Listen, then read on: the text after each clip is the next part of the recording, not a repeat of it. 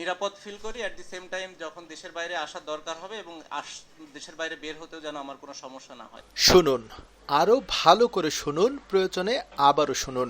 দেশের বাইরে বের হতেও যেন আমার কোনো সমস্যা না হয়। কি বুঝলেন? সাকিবের কথা শুনে নিশ্চয়ই খটকা লাগছে, বিশেষ করে তার এই কথা দেশের বাইরে আসতে যেন কোনো সমস্যা না হয়। তার মানে সাকিব আল হাসান যদি বাংলাদেশে প্রবেশ করেন তাহলে গ্রেফতার হওয়ার শঙ্কা রয়েছে তার।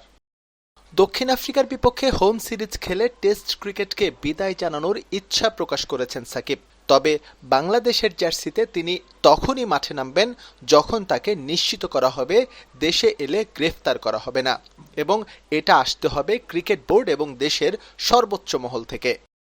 শুধু তাই নয়, অক্টোবরে দেশে গিয়ে সেফ এক্সিটের নিশ্চয়তা চেয়েছেন সাকিব আল হাসান। কারণটা দিনের আলোর মতো পরিষ্কার। ৫ আগস্ট রাজনৈতিক পট পরিবর্তনের পর বহু আওয়ামী লীগ নেতা আটক হয়েছে পুলিশের কাছে। তাই গ্রেফতার আতঙ্কে ভুগছেন নৌকার টিকিট নিয়ে নির্বাচিত হওয়া মাগুরার এই সংসদ সদস্য। সাকিবের আতঙ্কের কারণ শুধু এটাই নয়। গেল ২২ আগস্ট ঢাকায় গার্মেন্টস কর্মী রুবেল হত্যার নির্দেশদাতা হিসেবে আদাবর থানায় মামলা করা হয়েছে তার নামে। সেই মামলার এজাহারভুক্ত ২৮ নম্বর আসামি তিনি।